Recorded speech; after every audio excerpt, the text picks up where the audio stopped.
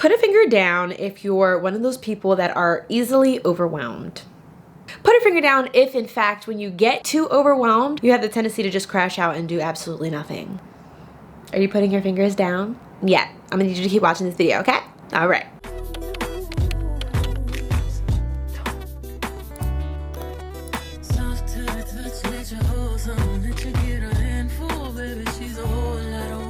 Welcome to my channel. If you are new here, my name is Bree, also known as the one and the only, the first and the finest Miss Wright. I am your Genzennial bestie, your virtual sis, working to successfully navigate her 20s in an attempt to thrive in her 30s. If this sounds like something that you're interested in doing, do yourself a favor and like, comment, and also subscribe. I promise this journey is going to be one that is both growing, glowing, elevating, becoming the best versions of ourselves, but also one that will be very entertaining and have lots to learn along the way. And that journey would be so much better if you were a part of it. So I hope that you join the community. And for those who are returning, mwah, y'all already know the vibes. Some people do their best work when under pressure, but others do not. A lot of people have the tendency to crack under pressure. In fact, being overwhelmed can feel a lot like tons of pressure weighing on you, so much so that you either rise to the occasion or you crack. And if you are someone on the latter half that tends to crack. Say crack again. Crack. I'm kidding. If you have the tendency to crack under pressure, if you are overwhelmed easily, and or if you do not know how to manage yourself when you are too overwhelmed, I am here to provide you with 5 tips that are going to alleviate you of this problem. I would like to say that I've deemed myself the productivity princess, maybe just the productive princess. I think that getting things done has become something I've gotten really, really good at. However, I have struggled from anxiety. And if you've been watching my channel previously, then you've seen me touch on anxiety. And what makes up anxiety is fear, stress, overthinking, and one of those things is also to be overwhelmed. When you're easily overwhelmed, it's likely a side effect of anxiety, and when you get too overwhelmed, you don't know how to function, it's because of anxiety. And I truthfully believe that we cannot grow and glow into the people that we are destined to be, rise to the occasion and become our highest selves if we are so easily thrown off course because we're easily overwhelmed. We can't function in that environment. And the fact of the matter is that life is gonna happen, things are gonna happen, and we need to learn how to step it up, muster through these situations, and get things done regardless. 2025 is your year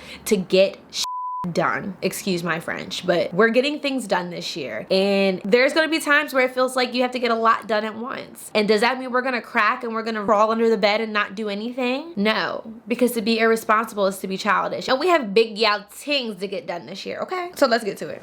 Now, this topic has become more important to me as of late because I have a lot going on. Granted, no matter if you have things going on personally or not, we all encounter these times. And how you maneuver when you encounter these times is extremely crucial, especially if you're on a journey to become your very best self. So previously, I have been someone that identified with anxiety. I'm not claiming that anymore in the name of Jesus. And if you are someone who is also not claiming anxiety anymore, I need you to drop this emoji in the comments because that is something that I think that we all need to leave in 2024.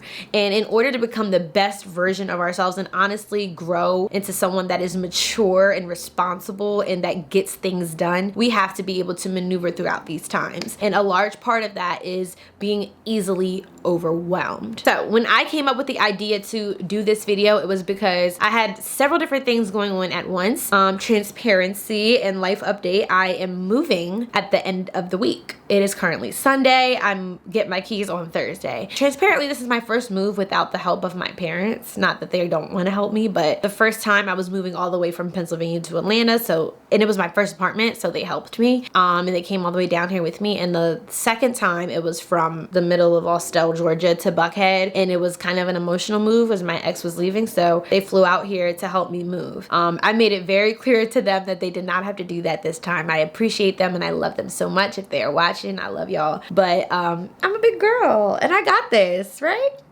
Right? I got this, right?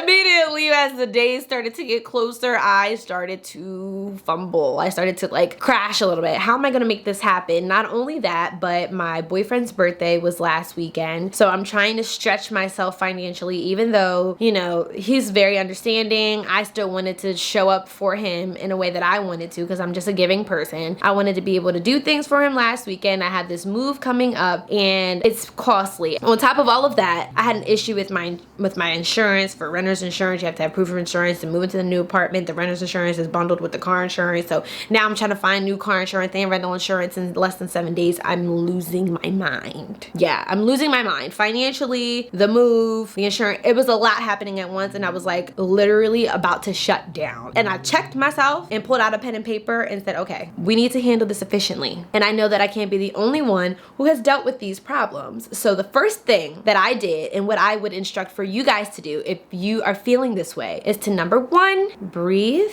Ask yourself, what is it specifically that is overwhelming me? And then breathe again, in that order. Why? Because when we are struggling with a lot coming down on us at once, we have the tendency to sometimes amplify what those things are. Not to say that what you're dealing with and what's stressing you out is something that isn't that deep, because sometimes it is, but other times, like when we're in the thick of it, we could be a little bit dramatic. And it's like, okay, breathe. One, what is it specifically that is stressing me out? What's overwhelming me? Put them on paper or just say them out loud. Say them to yourself. Don't list. I think when we get so stressed out, sometimes we have the tendency to list everything. Like we're complaining and we're like, I got to do this and I got to do that. I got this coming up. I don't know how I'm finna make this happen. And when you do it that way, you dramatize the problem, break it down. What is it specifically? Because sometimes we can become so dramatic that we don't even realize that there are tangible things we can do to knock those things out. But it's just when they're all happening at once, they can become inflated. So let's alleviate that problem. So for me, for example, it was the insurance, which was the cherry on top. And sometimes it feels like when you have a lot going on, I think it's the devil personally, that just be throwing a little extra. Like say you have, I don't know, you're having a really, really tight week financially. You're like, bro, this random bill came out of nowhere. I don't know how I'm finna pay for it. It's due this day. I forgot I had this coming up, and then it'd be like, boom, check engine light comes on.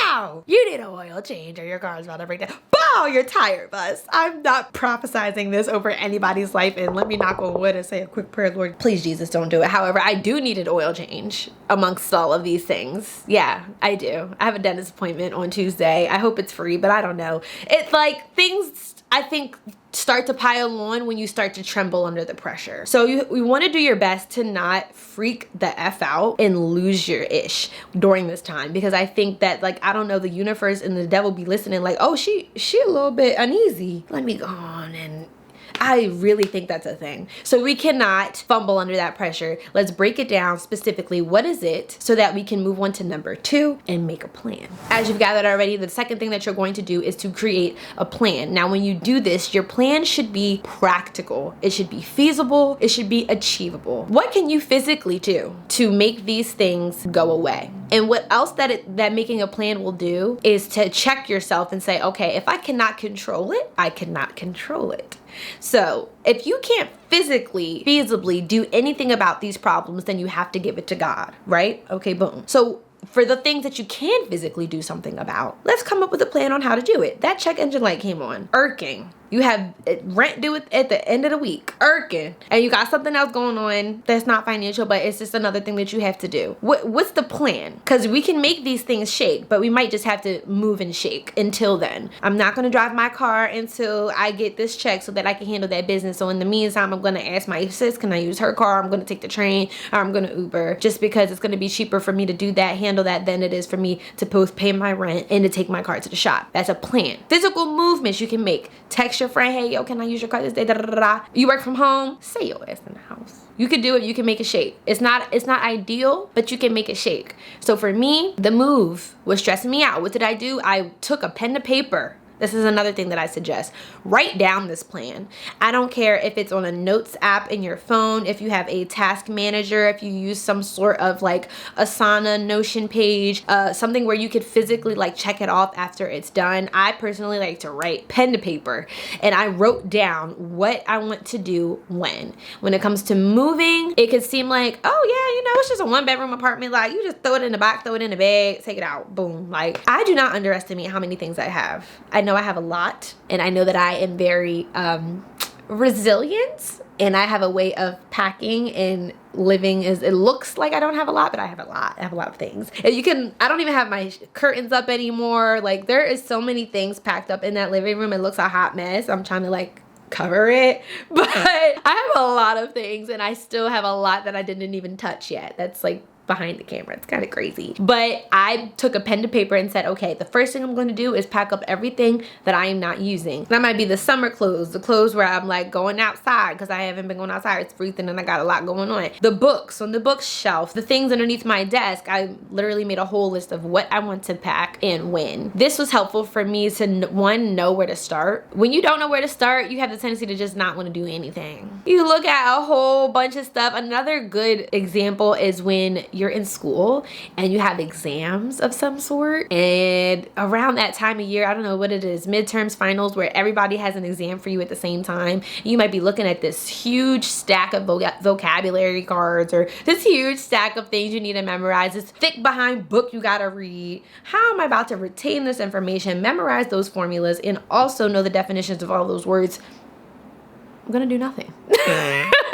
I'm going to do nothing. No, don't do that. Make a plan. This, I was really good at this, y'all. This, I'm like, in terms of moving, I'm still learning. When it comes to school, that was my thing. Okay, graduated cum laude, like a 3.8. College, high school 4.0. Like, don't play with it. I was really one of them ones. And I never had any type of crazy gifted like mental capacity. I'm not like super smart. I think I'm smart, but I also am the best studier, and I'm very good at being productive.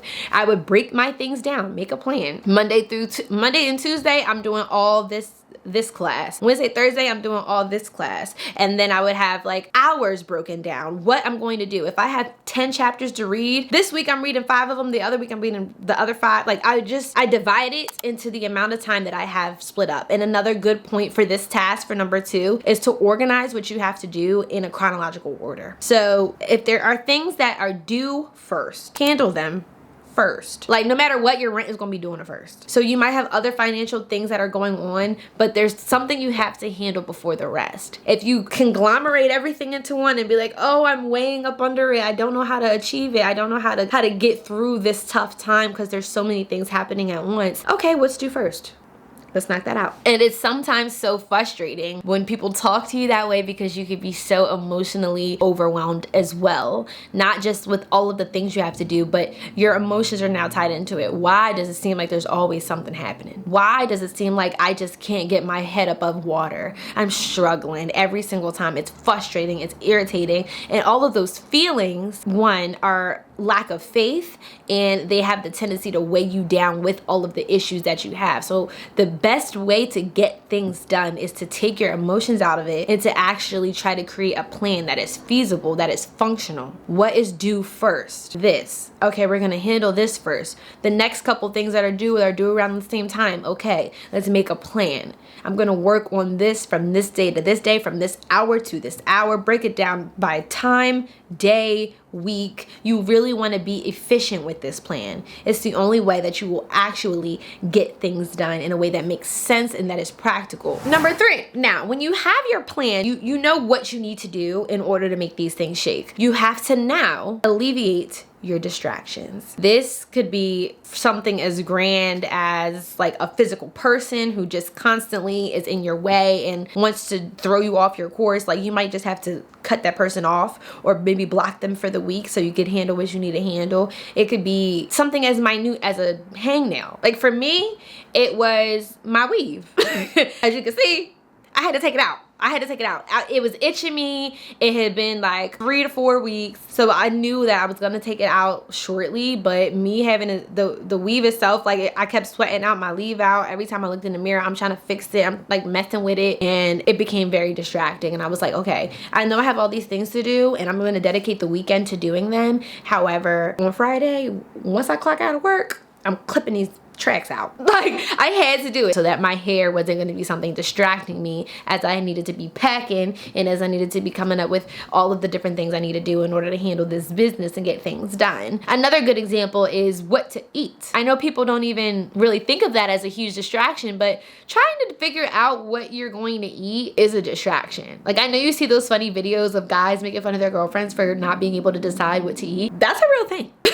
So this is a time where I would highly suggest meal prepping or just making the decision in advance so that you don't have to think about it. You could still do your takeout vibe. You can still do whatever it is you do, but make that decision before we get into the thick of our plans. So if you got a hangnail, chip it, cut it, clip it. If you need to, I don't know, do your laundry. Like if you're like, okay, I have to make sure I get X, Y, and Z done. However, I'm stepping over dirty clothes. I'm messing with the dust on the table like while I'm trying to study. No, just handle the business, handle that. Get anything that will distract you up out the way. This is also another great time to put your phone on D&D, okay?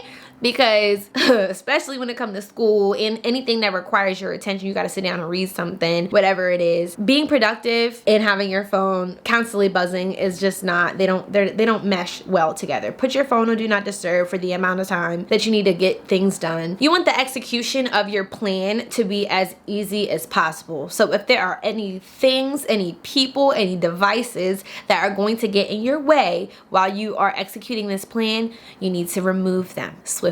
The fifth thing that you need to do in order to not be overwhelmed by being overwhelmed is to find time to decompress. I mean this wholeheartedly. Finding time to decompress can be very difficult to do when you are overwhelmed and when you have a lot to do, regardless of if you're feeling overwhelmed or not. I used to have the tendency to, like I said, be uber productive, which was amazing, but sometimes I would be like, I can't, I have to do X, Y, Z. And my mom would be like, dinner's done. All right.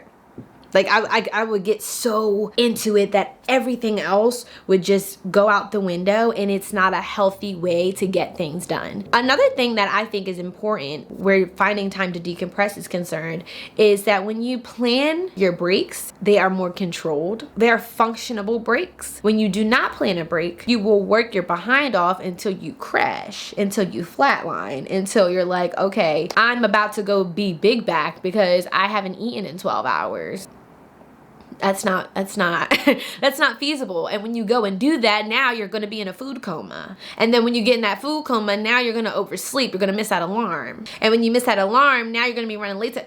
Do you see the problem? Take a break. Decompress. Last but not least, ask yourself, what counters my stress, and then find time to do it. So like for me, it's this. Okay, I have a lot going on, and a part of me is like, should I not film? Like, should I not? If I don't film, I'm gonna be mad at myself. Like if a week go by and I don't post, I'm gonna be irritated because now I'm slacking on my goals and blah, blah, blah. Let me just put that into my schedule, and I did. And once this is over, I'm gonna go back to packing. You know, no harm, no foul. You're making things shake. So it could be as simple as taking a hot bath. It could be taking a walk, going to the gym. Like, yeah, you have a lot of things to do, but going to the gym is what decompresses you. It's what centers you. It's your zen. Make sure you find time to do that. I also would highly suggest doing things that require no thought, because when you're overwhelmed, like I said, it's like a side effect of anxiety, and there's so many moving parts and there's so many things happening and your brain's going a mile a minute. Sometimes you'll be in the bed and you'll be like, I'm not tired. It's because your thoughts are going and going and going. Let's do something that requires absolutely no thought. Another thing that decompresses me, I'm guilty to say, is reality television. I love it. I love it. I love it. And right now they have Wags on Netflix. Okay, I already finished that, honey. I just had that on while I was cooking. Okay, I was cooking, had my little show on my iPad. I was, listen, relaxed on Friday. Once I had the plan set in motion, I'm like, okay, I could take this time to watch my show. I've been having on Young Rich and African, or Young Famous and African. I think I forget the name of it, but I've been watching that too. Reality show on Netflix. Highly recommend it. I love them both. Love them down. Have been watching them while I'm packing, while I'm eating, taking that time to relax, because it's like I just don't, my brain is kind of off while I'm watching those shows. And I kind of find them interesting. Also, Dubai Bling. I like me some cultural reality television. Watch my Real Housewives of Salt Lake City, my Real Housewives of Potomac, of all of that. It's my thing. So that's an example of something that I like to do that doesn't require any thought. You can watch your favorite show. You can, I don't know, draw, color, read. All of those things like don't really require any thought. And I think it's a great time to do it when your brain is going a mile a minute. It's a good way to slow it down. And then of course, I'm going to encourage y'all to make sure you take the time to pray, because like I emphasized in previous videos and earlier in this one, is that when you are struggling with anxiety of overthinking, being overwhelmed, having fear, doubt, worry, stress, it is often a side effect of having a lack of faith. And when you lack faith, you get on your knees and you pray. So you need to have confidence that no matter what it is that is being thrown at you during this time, God's going to get you through it. You just have to be confident in that. You have to pray. You have to talk to God about what it is that's bothering you, what's stressing you, what's going on. Don't be frustrated like Everything's happening to me.